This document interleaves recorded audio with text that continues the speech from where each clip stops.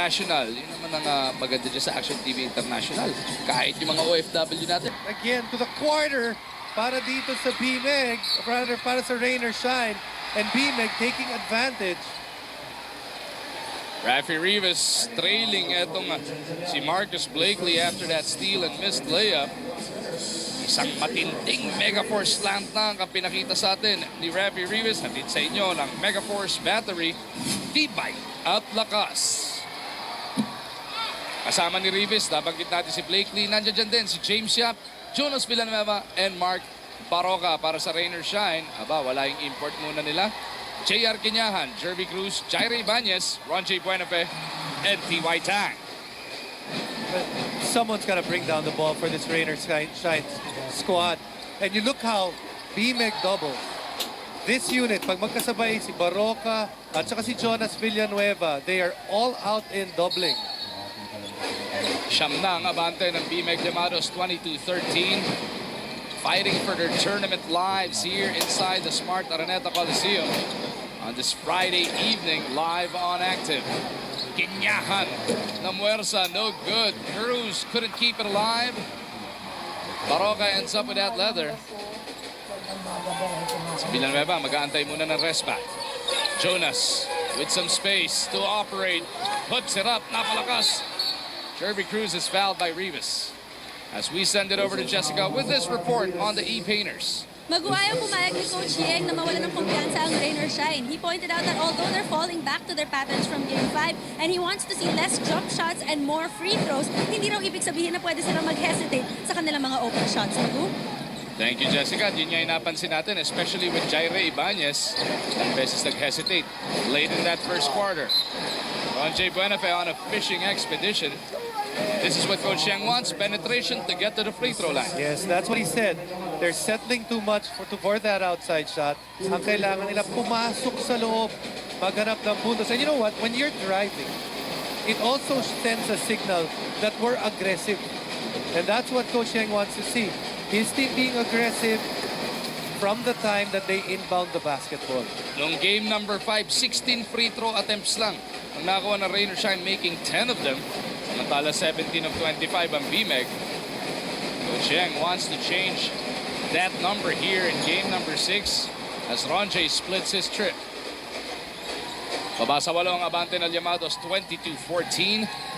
Under a minute and a half having gone by sa ating ikalawang yugto. Baroka kontra Tang. They get it to James. Playing no relief basketball so far. James in trouble. They get it out. Baroka slices through. Nakita pa si Rivas. And Rafi will troop to the line for 2. One thing that Rain or Shine is doing right now that's making it difficult for them. They're running too hard on the shooters of B-MEG. Mark Baroka has made 3 out of 15 3-pointers. Josh Erbistondo is 1 out of 24. PJ Simon is somewhere like 4 out of 18. But every time they run out, they are getting beaten by B-MEG going to the basket, and that's what's gotten them into trouble. And for more on the Llamados, dalawin ulit natin si Miss Sal Guevara. Alam mo, Magu, Jason, kitang-kita mo talaga yung epekto ng pagka-pisikal ng rain or shine sa B-MEG. Kasi bawat huddle, ginagamot yung sugat sa daliri ni Marcus Blakely, minamasahe yung kaliwang hita ni James na medyo nabugbog ng first quarter. Ando rin yung mga injured. At sabi nga ni Coach Tim kanina, ano pa man yan, they better play good basketball. Balik sa inyo. No excuses nga, di ba? Sabi ni Coach Tim Cone. But let's say this. It's a physical series and it's going both ways. And it has gone both ways. Nakita naman natin yung pangyayari involving James Yap back in game number 5 and Mark Pingres in the previous outing. So you can't say na rain or shine lang naman talaga. As PJ Simon relieves James Yap. Nanulit natin yung scoop layup kanina lamang galing kay Jonas Villanueva. Jonas whistled for the personal foul here, trying to hang on to Buenafe. 13 foul na yan para dito sa B-MEG. It looks like the 5 on the floor is responding to the call of Coach Yang.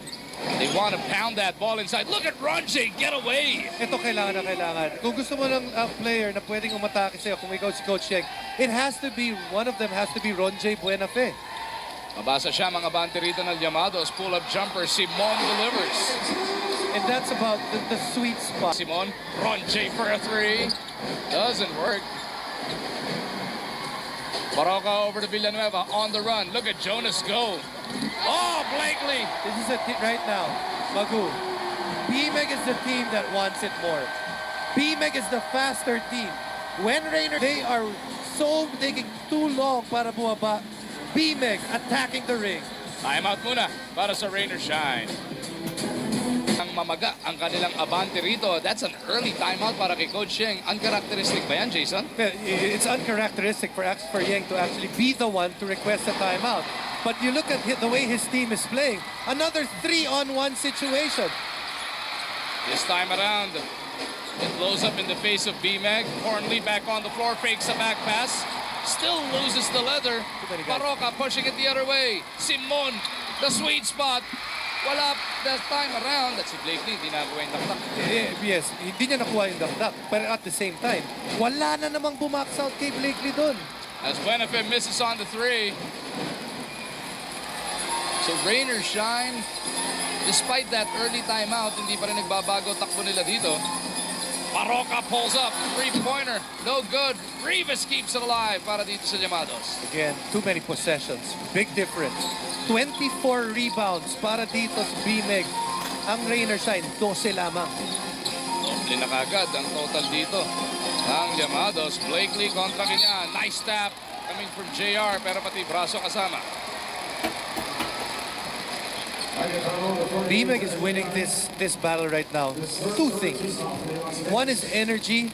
They're the team that's willing to run up and down when rain or shine is that's their MO. Ang problema sa rain or shine, sa puntong ito, only one or two or at most three guys are willing to sprint up and down the court. The other thing, defensively, B-MEG has taken the ball away from the point guards of rain or shine. And for even more bad news para sa ROS family, Sakuragi Mark Pingris is making his way to the scorer's table. Eto si Blakely daw ang kanyang papalitan, so he's got to wait for the next dead ball situation. One of the few times that the point guard is actually the one bringing it down para sa rain or shine and being able to set up the play. When the ball is in the hands of EY or Gabe, good things happen. EY Tang gets those 2 points.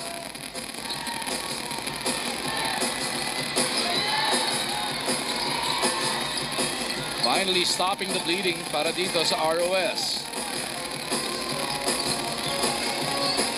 Villanueva gets it over to Blakely. Nakakita pa si Simon. Hindi lang pumasok i reverse, pero somehow parang may magnet na sa bola etong si Black Sakuragi. Villanueva, haba pa ng kanilang shot clock, is in trouble. Cornley with a leather, pero dalawa na defender ng B-MEG Llamados. And again, you look at that play right there. It was a 1-on-4. 4 guys already in transition para sa B-MEG. Too many guys walking on the part of rain or shine. Cornley looking to eat up the defense of Rivas. Goes up and under. Blakely bothering it, pero Quinyan is there to clean it up. Very close to a goaltending. Very close. 30-20. 10 pa rin na bante rito ng Llamados. Simon with that leather. Good screen, Rafi Rivas. Bitin lang yung layup. The Black Sakuragi looking to keep it alive. But it is collared by Rain or Shine. Tingnan mo naman, itong si Cornley overextending himself. Siya na nagbababa ng bola. EY Tang looking to go through. Puts it up and in. He's gonna be a key. The key is right there. Jonas Villanueva. Di pa mabawi ni Aranya doon sa kabilang dulo. Blakely Not a good shot. gets it over to his import. Quinyahan steps into this one. Doesn't work para dito sa Rain or Shine. And on both sides, almost everybody on their benches, on their feet. Baroka gets away. He was actually looking at Coach Tim and saying, Coach, na timeout ba ka o hindi? Then sabi, go ahead. And he just created for himself. Iwaitang babawi is clipped from behind. Couldn't get the shot to stay, pero meron namang foul. Like we said, that's the key. T.Y. Tang, he's keeping this team afloat for the moment para dito sa second quarter natin. Yung naman si Mark Pingris, todo stretching doon sa sidelines as he is about to make his way back into the series.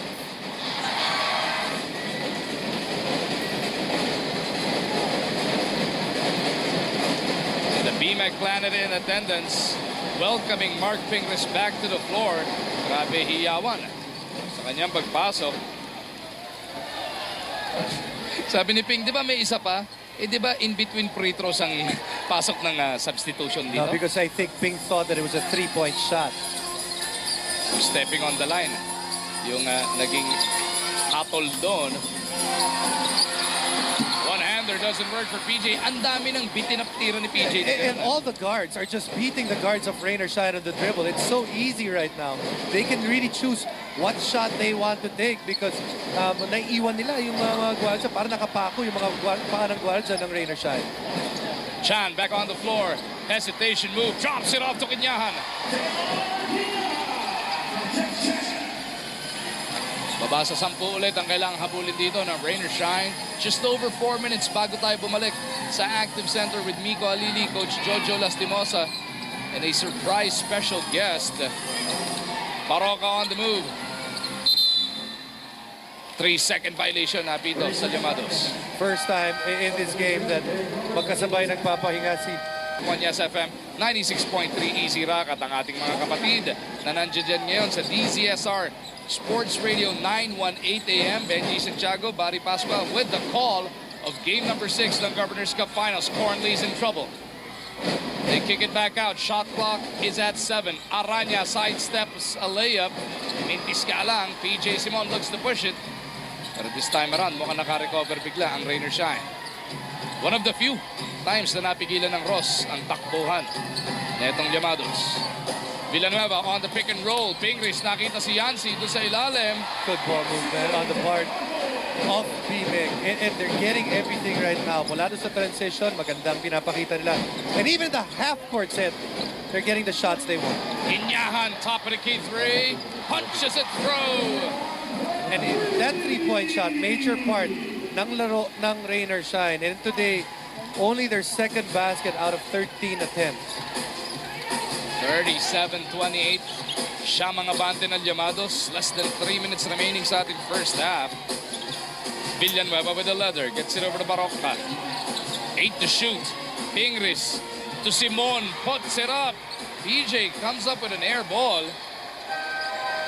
To Belga. Kababalik lamang ni Big Bo. Too strong on that attack. PJ Simon saves that letter.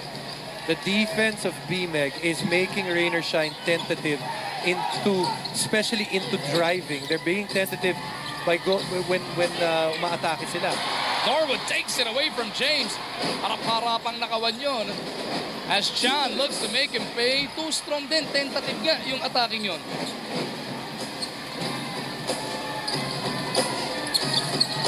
Kapag 2-minute warning na tayo sa ating first half. James against Norwood once again. Big game, James stuck at 4 points, 1 field goal and 2 free throws. Napagapang niya papasok to. That is pretty para dito kay James Yap.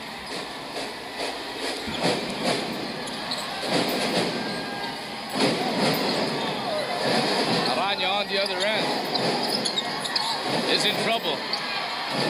Norwood launches a 3. No good. PJ Simon on the breakout. Chased down by Chan. PJ, excellent body control. Nakuha yung basket. May kasama pang foul. B-MEG, they're backing the middle in. And they're able to clear defensive glass. PJ Simon reads it well. Leaks out. And able to finish. Has struggled from outside. But inside, PJ Simon finishing well. The scoring apostle now with 6 across his name. Make that 7, and we are back to the biggest lead of this ball game. 14 puntos para sa B-MEG Llamados.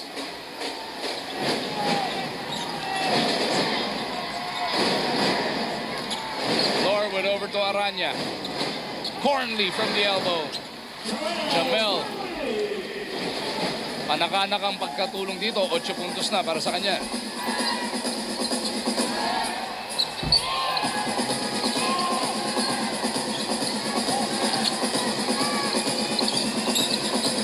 Simon over to James. Naipit si James. Yancy from the perimeter. Battles it out. Actually, kung titignan mo, yung mga tira ng B-MEG, ang dami lang good looks na lumalabas lamang. This lead could actually have been bigger. Belga barrels into the defense of Blakely. Blakely had a hand on it. James.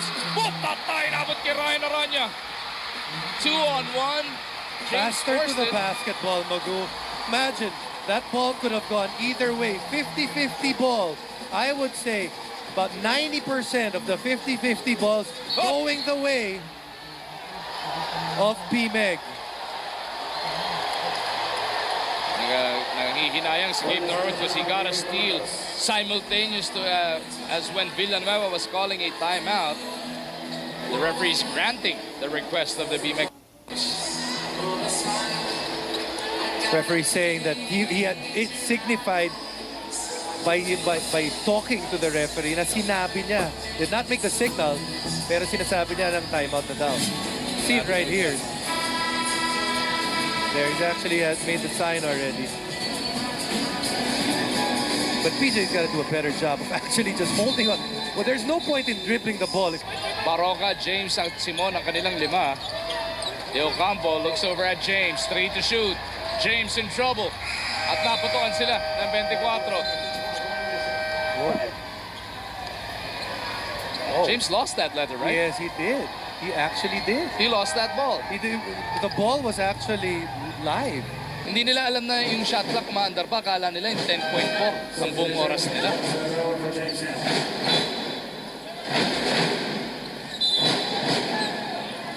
.4 remaining in this quarter.